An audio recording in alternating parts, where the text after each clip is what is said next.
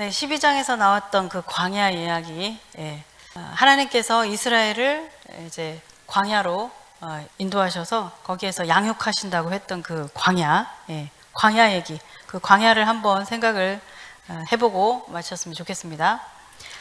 하나님께서 이스라엘 백성들을 이렇게 그 광야로 이끌어내실 때 독수리의 그 날개에 업어서 그렇게 날랐다, 그런 얘기를 하시죠. 그래서 이제 이 광야는 이스라엘 백성들을 이집트로부터 빼어내신 그래서 인도하신 곳이 광야입니다. 바로의 그 압제로부터 그렇게 구원해내셔서 데리고 가신 곳, 그게 광야죠. 그리고 거기에서 이제 하나님께서 공급하시고 보호하시고 그리고 하나님의 말씀으로 양육하신 곳, 그곳이 바로 광야입니다. 그런데 그 광야는 참 항상 하나님께서 함께 하시는, 샤켄하시는 그런 곳이었는데, 그러나 육체적으로는 참 육신적으로는 고달픈, 살기 힘든 곳이 바로 광야였죠. 정갈의 위험과 뱀의 위험과 추위와 뜨거움과 그리고 먹을 것이 없는 인간의 방법으로는 그 많은 이스라엘 전체 백성들이 먹고 마실 만한 그런 먹을 것과 물이 없는 그런 곳이었죠. 그래서 전적으로 하나님만을 절대 의존하면서 사는 곳, 그곳이 바로 광야였습니다. 그래서 거기서는 정말 하나님 말씀이 생명인 거예요. 하나님이 하라고 하시는 대로 해야지, 안 그러면은 방법이 없어요. 먹을 게 없어요. 그래서 하늘에서 만나를 내려주시는 그것으로 먹고 살고, 그리고 또 반석을 쳐서 내시는 그 물을 마시면서 살았던 그곳이 바로 광야입니다. 그래서 세상으로부터 빠져나온 곳이죠. 그래서 이스라엘 백성들은 이집트에서 막 그렇게 노예로 부역하면서, 그러면서도 이 고깃가마 옆에서 고기를 먹으면서 그냥 노예로 그렇게 살 것이냐, 아니면 하나님 따라서 나가서 광야로 힘들지만 거기서 살 것이냐, 이것을 선택해야 되는 거죠. 그리고 정말 그 자유가 없는, 늘 노동에 시달리면서 그렇게 바로의 종살이를 하는 그런 삶을 살 것이냐, 그러면서 고기, 부추, 마늘, 파, 왜 이런 거 먹으면서 그렇게 살 것이냐, 아니면 그런 거 다 못 먹어도 된다, 나에게 자유를, 그러면서 하나님을 따라서 나갈 것이냐, 그것을 선택해야 되는 상황이었죠. 그러나 사실 그것은 뭐 이스라엘 백성들의 선택이라기보다는 하나님께서 그냥 일방적으로 이스라엘 백성들을 끄집어 내신 겁니다. 그렇죠? 그래서 그 이집트에서, 이 세상 나라, 우상이 버글버글거리는 그 이집트에서 이스라엘 백성들, 하나님의 백성들을 뽑아서 내셔서 그 광야에서 하나님의 방식으로, 하나님의 말씀으로, 그 능력으로 먹이시고 입히시던 곳, 그곳이 바로 광야죠. 자, 이제 어떻게 보면 우리가 이제 광야의 삶을 살아야 되는 그런 사람들일 수 있습니다.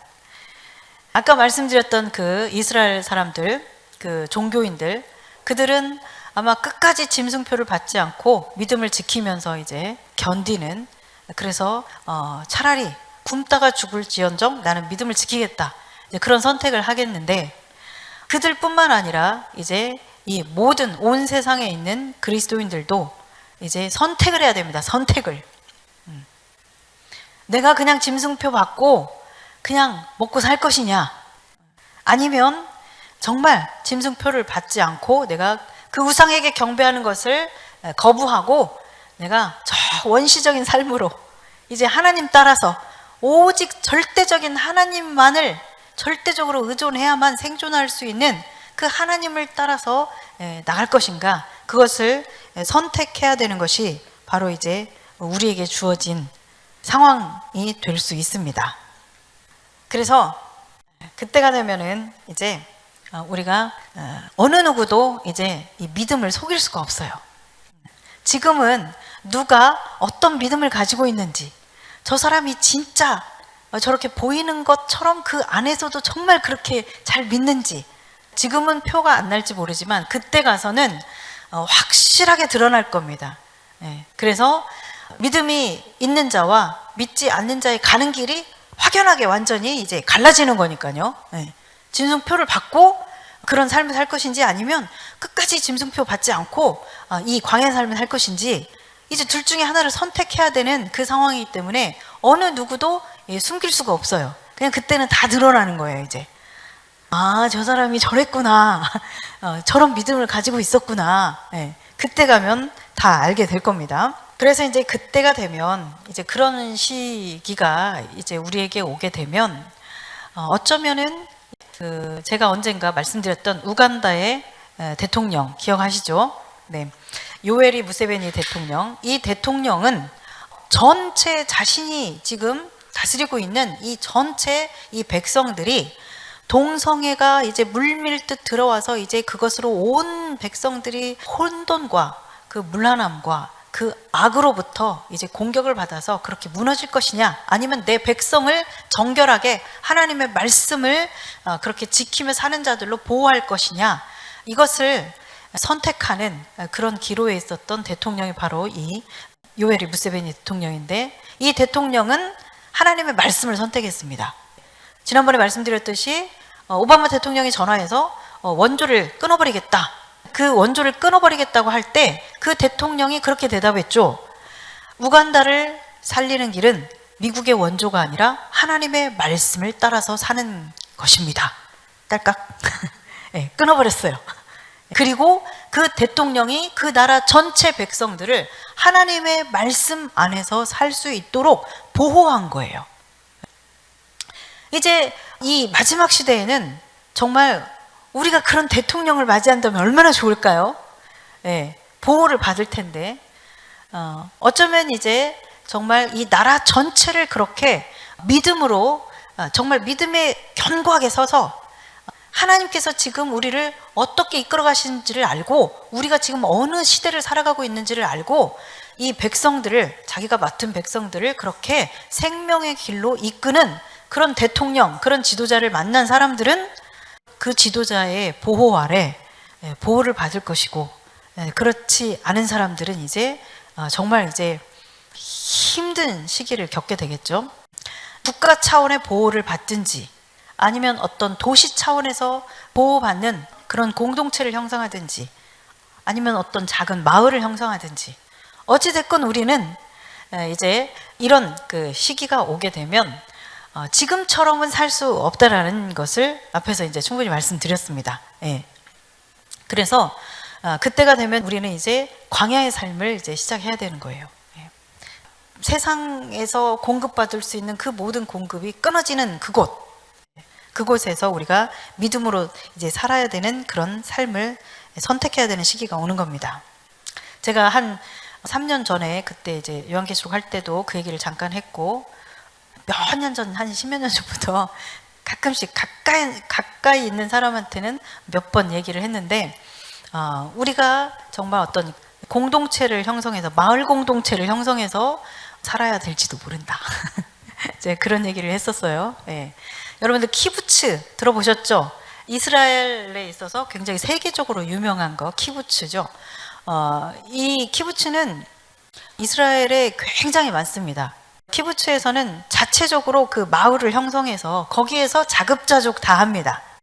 자기네들 안에서 세탁소도 있고 은행도 있고 뭐 식당도 있고 이렇게 해서 같이 이렇게 생산하고 동물도 키우고 뭐 이렇게 일구고 해가지고 그걸로 먹고 살고 같이 식당에서 이렇게 모여서 식사하고 뭐 모든 것을 이 안에서 해결을 해요. 그리고 이제 재배해서 남은 것들 또 내다 팔기도 하고 이제 그렇게 생활을 합니다.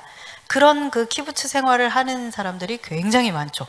어떤 상황이 벌어질 때 이 키부츠 생활을 잘 하는 사람들은 어쩌면 아주 쉽게 이 시기를 견딜 수 있을지도 모르겠습니다. 말하자면 이제 그런 것처럼, 네, 뭔가 이 교회 공동체, 믿음의 공동체 안에서 이제 자급자족 모든 것을 해결해야 되는 이제 그런 어떤 상황들. 예, 그래서 그냥 이제 예를 들자면 예를 들어서 그런 시기가 되어올 때 우리가 이제 가지고 있는 거 다 가지고 이제 모여야 되는 거죠. 예. 그때는 네 거 내 거 이런 거 가릴 것도 없을 겁니다. 아마 내가 저 사람은 쌀가마 2가마밖에 안 넣는데 내가 이렇게 50가마나 내면 너무 아깝잖아. 싫어. 아마 이렇게 할 사람이 없을 거예요. 일단은 먹고 살아야 되니까 이제 더 이상 여기에서는 생존할 수 없으니까 내가 가지고 있는 모든 것 다 합해가지고 다 가지고 와서 초대교회 때처럼, 그죠? 초대교회 때는 그냥 다 가지고 와서 함께 공동으로 먹으면서 이렇게 하면서 이제 그렇게 교제하고 살고 이랬잖아요. 예, 그렇게 해서 먹고 불도 전기세를 내야 되는데 가상화폐 이 현실 속에서는 우리가 디지털 화폐를 사용하려면 우리가 디지털에 연결이 돼 있어야 돼요. 그 디지털 화폐가 그 시장과 연결이 돼 있어야 돼요. 예, 디지털로 연결이 돼 있어야 되는 거죠. 우리가 이제 그게 이제 우리 생명과 연결이 돼 있고 불가능할 때에는 이제 포기해야 되는 거죠. 네.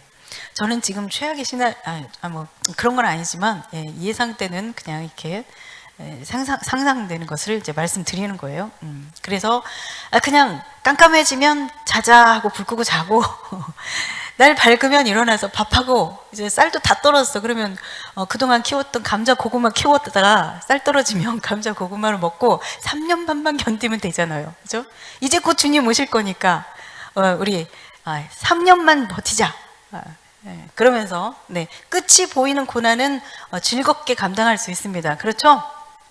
네, 그래서 그렇게 그마저 떨어지면 하여튼 이제 조금씩 그때는 서로를 서로를 배려하면서 내가 많이 먹고 싶지만 그래 같이 3년 반 같이 예수님 오실 때까지 같이 견뎌야 되니까 우리 조금씩 나눠 먹자 그냥 이러면서 그러면서 이제 그렇게 살겠죠.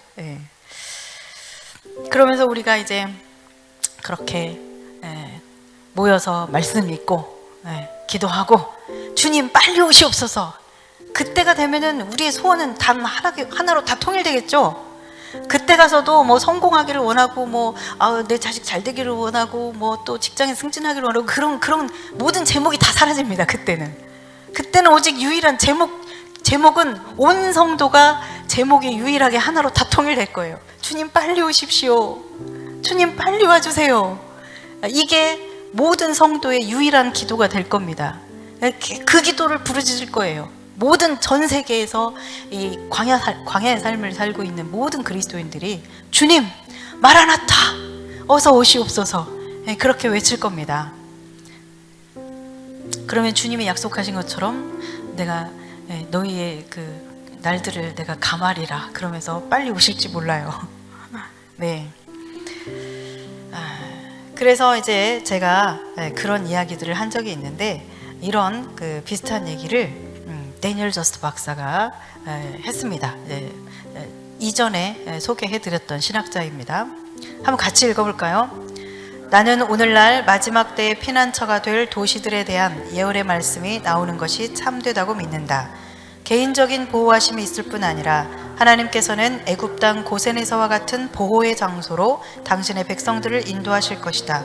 또 나는 이 지역의 성도들이 유대민족을 보호할 것이라고 믿는다.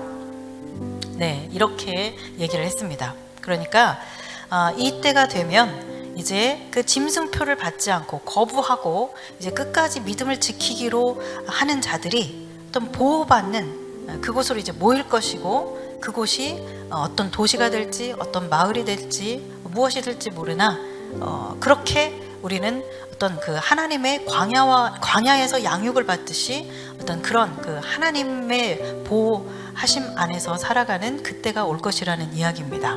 네. 그래서 그때는 말씀드린 것처럼 절대적으로 이제 하나님만을 의존할 수밖에 없는 때입니다. 그러니까 우리가 여러분 지금 그동안에 많이 훈련받고 지금도 훈련받고 있는 믿음으로 선포하는 기도 이거 지금 열심히 훈련을 해야 돼요. 그때는 병원에 못 가잖아요. 애가 아프다. 여러분 뭐 애 아프면 일단은 한번 기도를 해봐라. 이제 그렇게 제가 지금 권면을 하기도 하고 그랬는데 기도 안 해요. 그냥 일단 애가 아프면 병원으로 가요.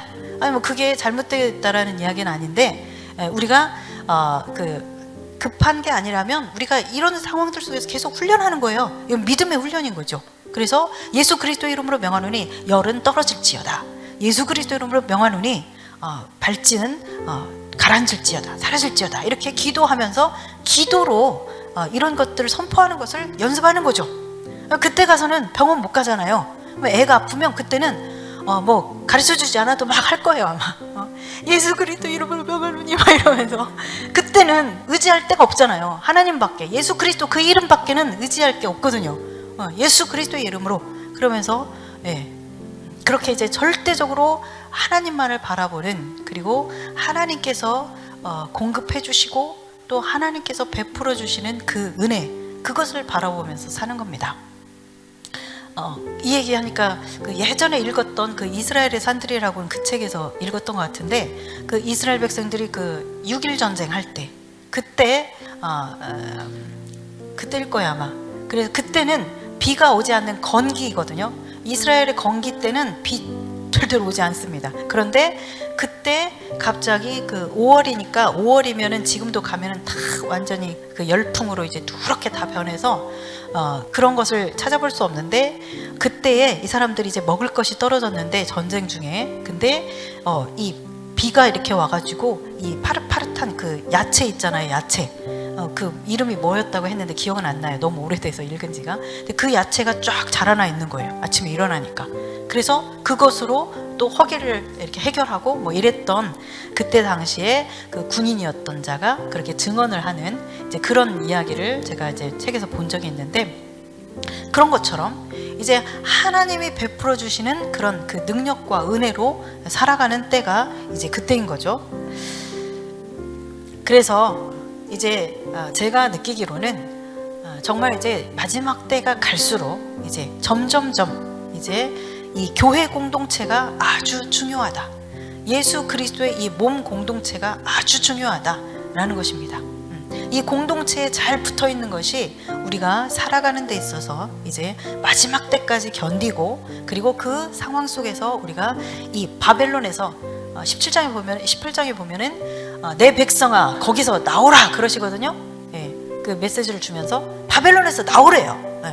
우리가 그 바벨론에 있어서는 우상을 경배하지 않고서는 우리가 거기서 살아남을 길이 없어요. 그렇기 때문에 내 백성아 바벨론에서 거기서 나오라 그렇게 얘기하시거든요. 바벨론을 이야기하면서. 그래서 하나님을 따라 나와서 살아가는 그 삶을 사는 데 있어서 이 믿음의 공동체, 이 공동체가 아주 중요한 것입니다. 그리고 우리가 이 혼자 있을 때는 혼자 우리가 어떻게 3년 반 먹고 사는 거 해결하겠어요? 그렇죠? 각계전투하는 거 이거 어렵습니다. 두려워서도 또 이 두려움을 견디지를 못해요.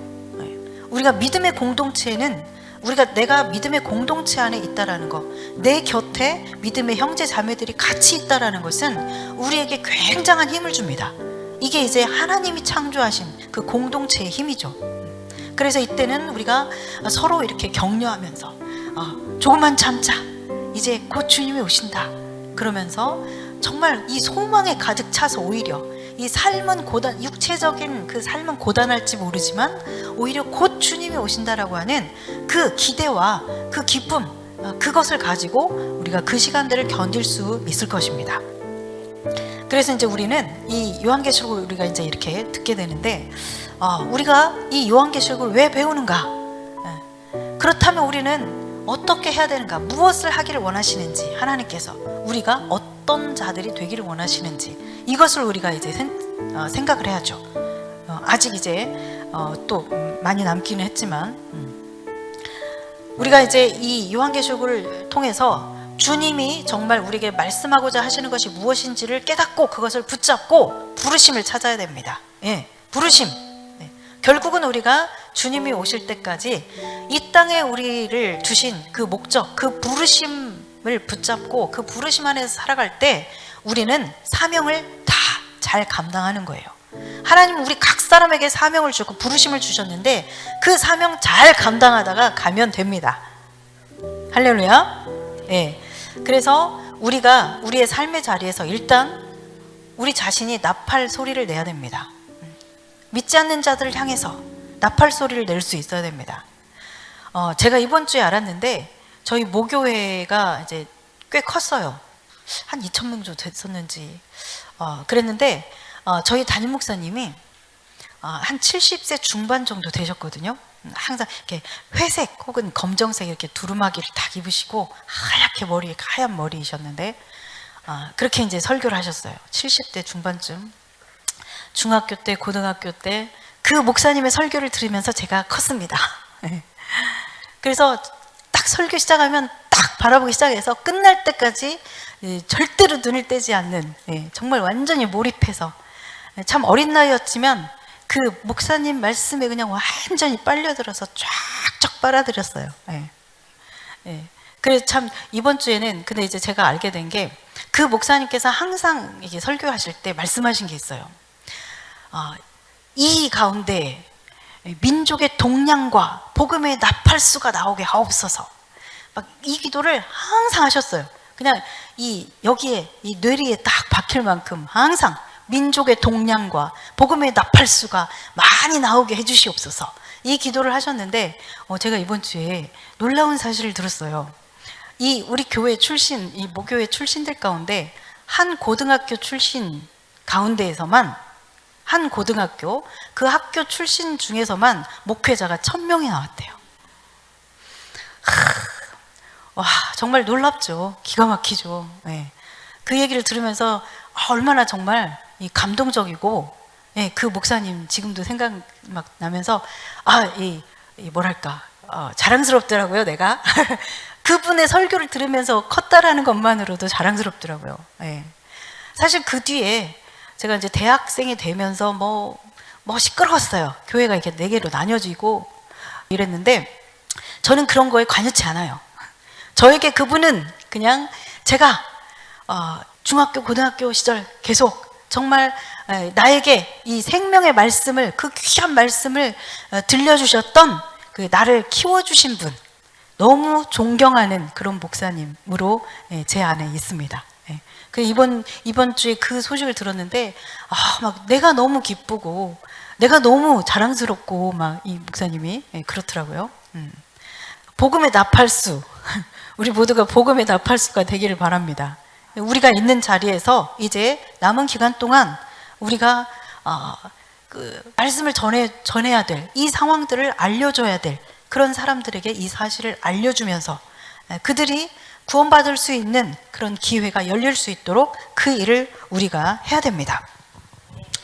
그리고 우리 그리스도의 이 몸 공동체, 교회 공동체 안에서 우리가 서로 또 서로를 격려하면서 또 세워주면서, 우리가 또 어떻게 서로를 그렇게 세워주면서 살아갈 것인가, 이것을 또 생각하면서 우리가 우리 자신을 예수 그리스도의 신부로서 단장해가는 그 일들을 하면서, 동시에 내 곁에 있는 우리 형제 자매들, 내 곁에 있는 이 교회 공동체 안에서의 이 형제 자매들이 예수 그리스도의 순결한 신부가 될 수 있도록 그렇게 세워주는 일들을 우리가 해야 되는 것입니다.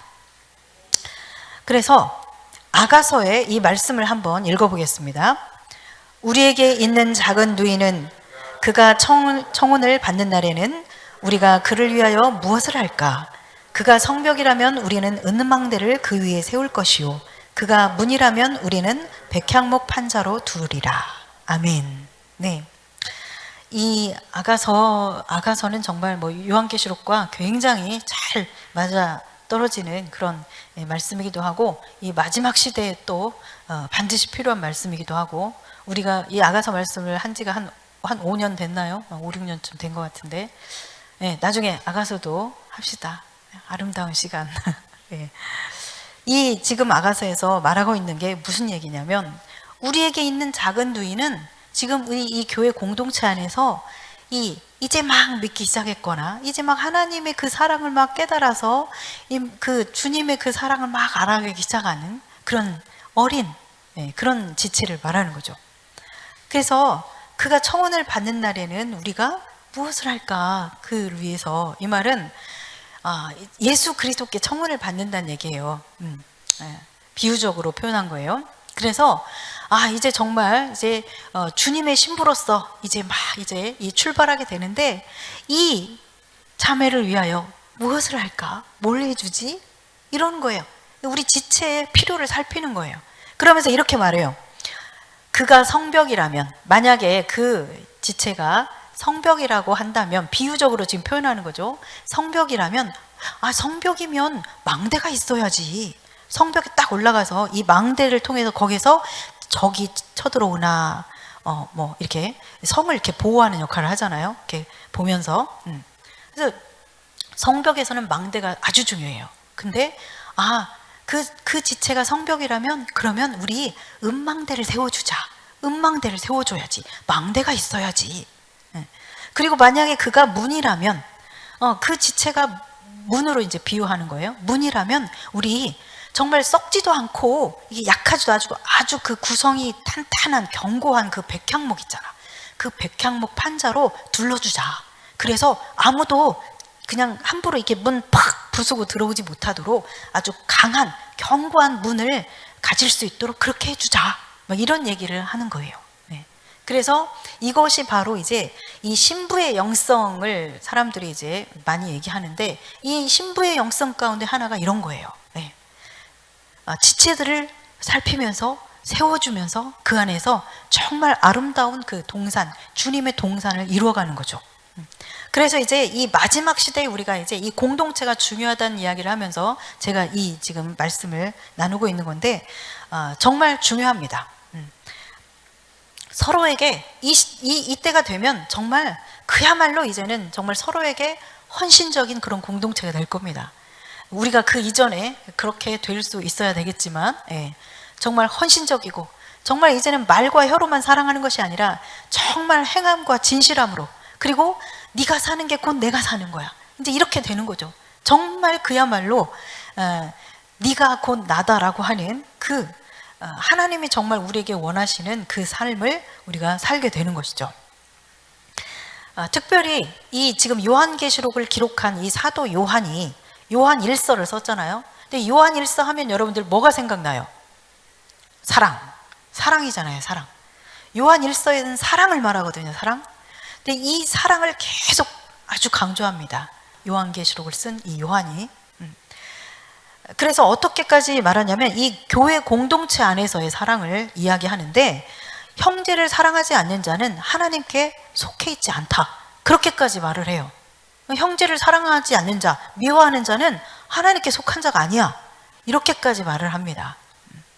그만큼 사랑을 강조하는데, 좀 더 이렇게 그때 현실에 맞춰서 그냥 좀 더 현실적으로 표현하자면 그런 거죠. 그때 당시에 박해가 심했을 때 그렇게 이제 숨어서 믿음을 지키면서 공동체가 함께 살아가는데, 우리 지하 땅굴 파듯이 지하로 막 파고 들어가서 그렇게 지내고 하는데, 이 안에서 미워하고 질투하고 다투고 이런 일이 있게 되면 이 미움과 질투가, 예를 들어서 그래서 너무 싫어서, 보기 싫고 막 질투가 나서 싫어서 미워해서 그 미움이 너무 커서 로마 군에 가서 밀고를 했다 쳐요. 그러면 이제 그 공동체 전체가 이제 죽든지 뿔뿔이 흩어지든지 그렇게 되는 거죠. 아주 현실적으로 요한의 그때 당시에 그 사랑을 강조했던 그때 당시의 현실에 맞춰서 이렇게 표현하자면 그런 겁니다. 그러니까 형제를 사랑하는 것, 그것이 이 공동체 전체가 살고 죽는 문제가 달린 거죠. 그래서 사실 이 질투심이나 미워하는 마음, 이런 것들이 결국은 예수님을 죽였던 바리새인들, 종교인들, 대제사장들, 사두개인들, 이 사람들 다 예수님에 대해서 질투심 때문에 죽인 거잖아요. 사람들이 다 자기네들을 존경하면서 자기들을 따랐는데, 어디서 이 촌띠기 같은 청년 하나가 나타나더니 사람들이 다 거기로 몰리는 거야. 그러니까 이게 이제 어떻게 하면 죽일까를 연구하는 거죠. 최초의 살인사건 가인도 아벨에 대한 그 질투심 때문에, 그것 때문에 그랬고, 그래서 이 공동체 안에서 이런 미움과 질투심, 이런 것들은 정말 위험합니다. 공동체를 파괴하는 거죠. 더군다나 이제 우리가 앞으로 더더욱 이 어떤 공동체의 중요성을 우리가 생각하면서 이 공동체를 아주 귀하게 여기면서 그렇게 우리가 이제 신앙생활을 좀 더 신부의 영성을 가지고 할 수 있어야 될 것이고, 또 앞으로 그것이 중요하게 우리에게 이제 자리하게 될 것입니다. 짐승의 표와 666에 대해서 이제 정리를 하자면, 첫 번째, 짐승의 표는 그 사람이 적그리스도의 소유, 즉 사단이죠. 결국은 사단의 소유라는 정체성과 소속을 나타내주는 것이 될 것입니다. 그리고 적그리스도는 모든 사람들과 세계에 대해서 경제적인 통제를 할 만큼의 그런 정치 세력으로 등장하게 될 것입니다. 그리고 이 짐승의 표는 실제적이고 물리적인 어떤 것으로 이것이 없이는 경제 활동을 할 수 없는 그런 것일 겁니다. 그리고 이 표를 받을지의 여부는 반드시 우리 각자의 그 신앙의 양심과 선택에 의해서 스스로 결정하는 그런 방식이 될 것입니다. 이것이 이제 제가 그 짐승의 표에 대해서 정리하는 그런 것입니다. 그래서 제가 이제 그 전에부터 그렇게 말씀드린 거예요. 마지막 때 메시지 하면서 단순한 삶을 사는 것을 연습해라. 그런 얘기 제가 자주 했죠. 예, 바로 이런 이유 때문입니다. 단순하게 살아가는 방법, 단순하게 사는 법을 훈련하고 믿음으로 사는 법을 훈련해라.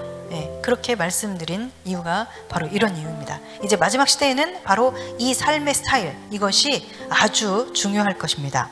네. 만약에 그 3년 반 동안에 그 어려움, 그것을 못 참아서 우리가 짐승의 표를 받게 되면 이제 그것으로 끝이에요. 영원한 불못에 던져집니다. 네.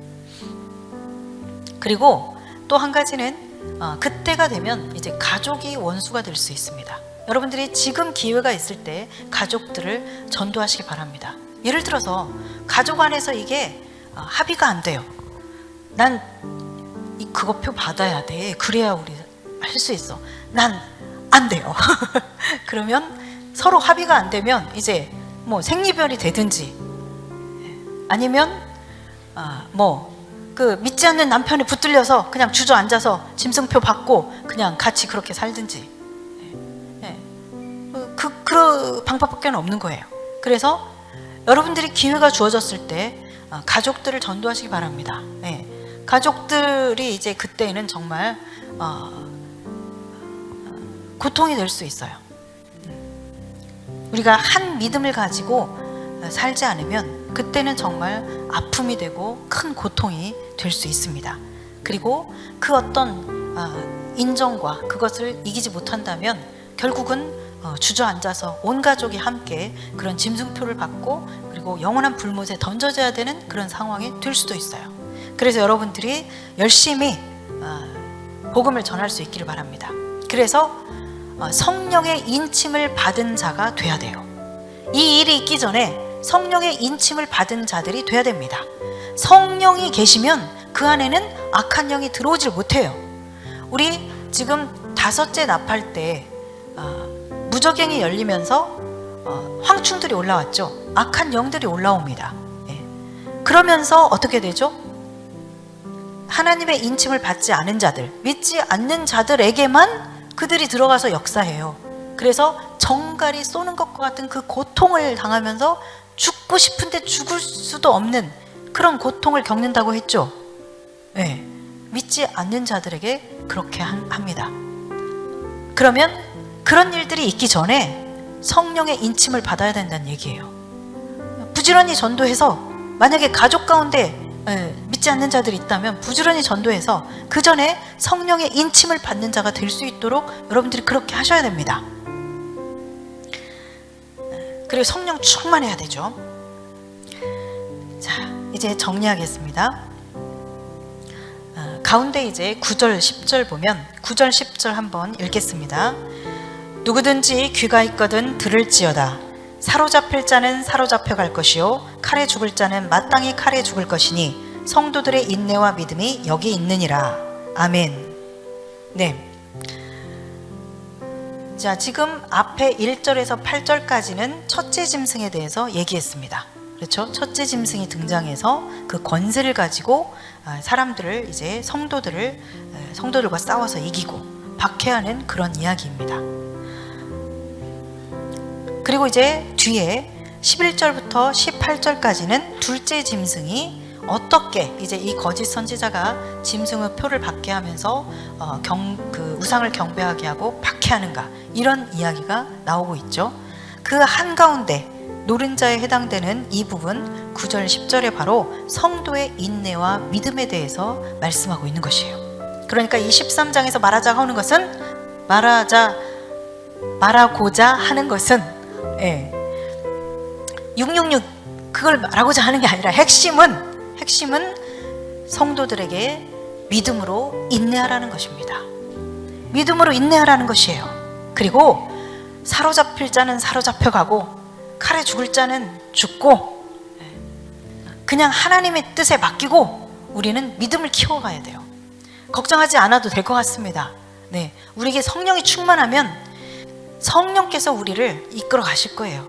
네, 그래서 죽어도 괜찮은, 죽어도 기꺼이, 그래 나는 죽겠어, 난 죽음을 선택하겠어, 나는 배반하지 않겠어, 나는 끝까지 오직 유일하신 여호와 하나님과 나의 구원자신 예수 그리스도를 나는 믿을 거야, 끝까지 이 믿음 저버리지 않을 거야 라고 할 수 있는 그 힘과 능력을 우리에게 부어주십니다. 네, 우리가 성령의 인침을 받은 자라면 성령께서, 우리 안에 계신 성령께서 그렇게 일하실 거예요. 우리는 그냥 그렇게 성령님의 인도하심을 받으면서 믿음을 가지고 인내하면 되는 겁니다. 예레미야 15장 2절 말씀에 보면 바로 지금 여기에서 쓰고 있는 표현을 쓰고 있어요. 이것은 구약적인 표현이에요. 죽을 자는 죽음으로 나아가고, 칼을 받을 자는 칼로 나아가고, 기근을 당할 자는 기근으로 나아가고, 포로될 자는 포로됨으로 나아갈지니라. 이렇게 예레미야에게 하나님께서 말씀하시죠. 자, 주님의 말씀이 주어졌으면 이제 우리는 그것을 믿음으로 받아들이고 하나님께서 어떻게 나의 삶을 이끌어 가실지 하나님께 맡기고 우리는 그냥 믿음으로 따라가면 되는 것입니다. 할렐루야. 네, 여러분들이 이 주어진 시간들 동안에 여러분들이 열심히 믿음에 훈련하시고 말씀 열심히 읽으면서 말씀으로 내 안을 꽉꽉 채우고, 그래서 그 말씀으로 무엇이든지 어떤 상황이든지 이길 수 있는 그런 삶을 살 수 있도록 여러분들이 그렇게 준비하실 수 있기를 바랍니다. 네, 말씀으로 채워져야 돼요. 그래서 제가 생각해 볼 때 앞으로 10년이 정말 중요합니다.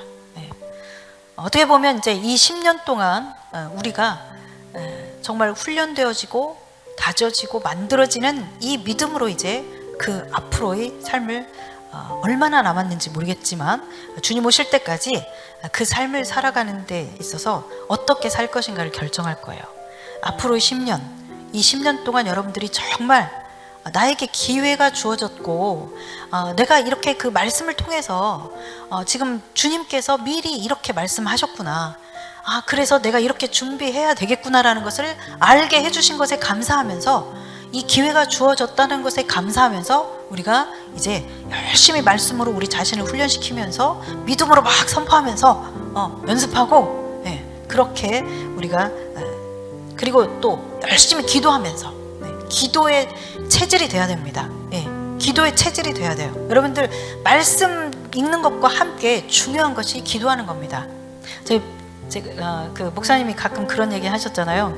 제가 목사님 부목사이실 때 제가 그런 얘기를 했다고 정확하게 표현하자면 제가 그렇게 말씀드렸어요. 교회는 의사를 찾아가도 심리 상담가를 찾아가도 철학가를 찾아가고 교수를 찾아가고 그 어느 누구를 찾아가도 해결할 수 없는 것을 해결해 줄 수 있는 게 교회여야 된다고 생각합니다. 그래서 목회는 말씀과 성령이 함께 가야 된다고 생각합니다. 제가 이렇게 이제 표현을 했어요. 그래서 그냥 저의 지금도 변함없는 것은 말씀과 함께 성령의 그 충만하심 안에 우리가 그 성령 안에서 갈 수 있어야 돼요. 그래서 그리고 그 성령에 충만한 사람이 되려면 말씀만 읽어가지고는 안 되고 기도해야 돼요. 기도. 우리의 사실 이 뭐랄까 말씀이 막 이렇게 뭐라고 비유를 해야 되지? 이렇게 저장해 주는 거라면 이것이 실제로 이제 막 발동을 일으켜서 이게 나올 수 있도록 해주는 것이 기도예요. 기도. 그래서 그 모든 능력과 힘, 이것은 바로 기도를 통해서 나오는 것입니다. 예. 그래서 우리가 하나님의 뜻을 알고 싶다, 내가 정말 미리미리 정말 하나님의 뜻을 알고 싶고 하나님의 인도하시는 그런 인도함을 받는 삶을 살고 싶다, 그러면 기도 많이 하세요. 기도 많이 하면 됩니다.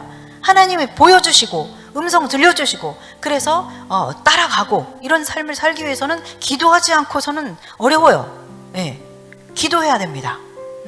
기도를 통해서 하나님과 그 대화하고 주고받고 하면서 하나님이 말씀하시는 것을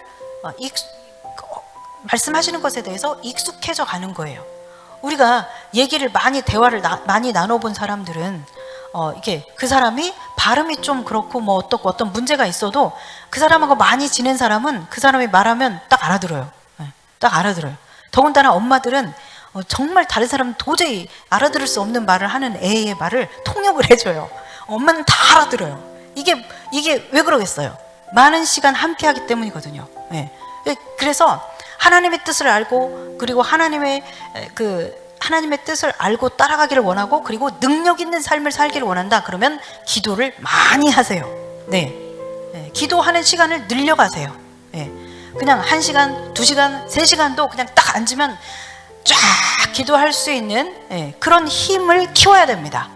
예전에는 우리 그렇게 이제 많이 훈련하기도 하고 그랬는데, 그냥 딱 앉으면 2시간 그냥 쫙 하는 거, 화장실도 안 가고 하는 거, 이런 거 할 수 있어야 됩니다. 네, 그렇게 여러분들이 이제 기도 훈련을 하면서 그렇게 체질화시키고, 말씀을 체질화시키고, 그렇게 훈련할 수 있기를 바랍니다. 네, 이 말씀 읽고 마치겠습니다.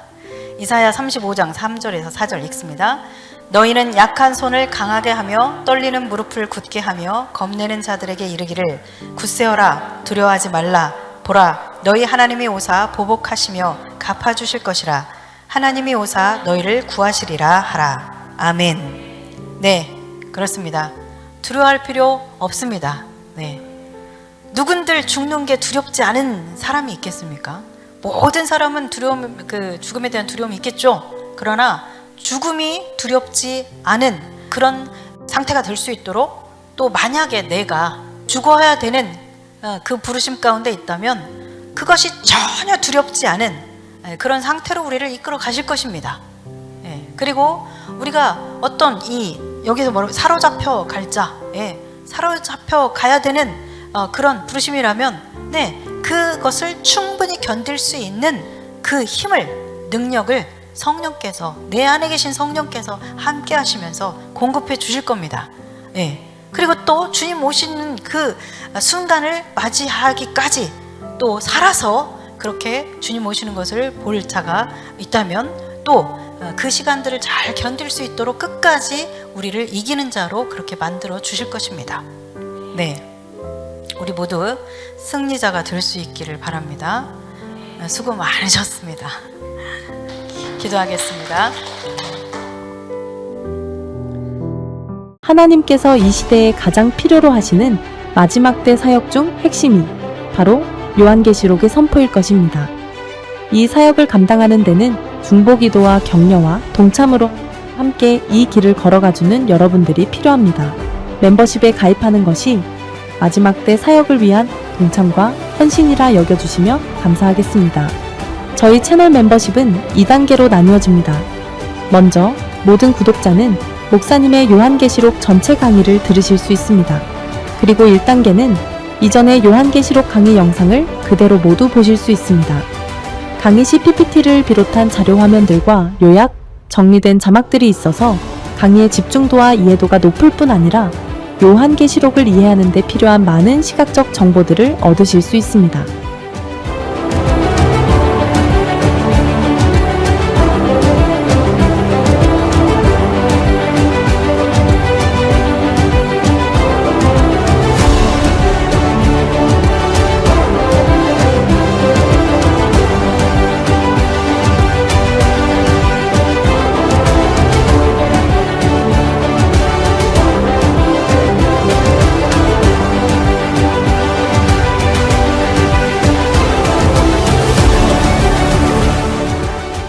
풀어주실 것입니다. 그리고 2단계의 멤버십에 가입하시면 첫 번째 단계와 동일하게 강의를 들으실 수 있고, 여기에 이스라엘과 중동, 에녹서, 다니엘서, 유대인의 정원 과정, 소아시아 7교회 등과 관련된 강의들을 함께 보실 수 있습니다. 앞으로도 2단계에서만 오픈되는 강의들이 있을 것입니다. 그리고 2단계는 6개월 이상 구독 시 세미나 등록비를 10% 할인해 드립니다.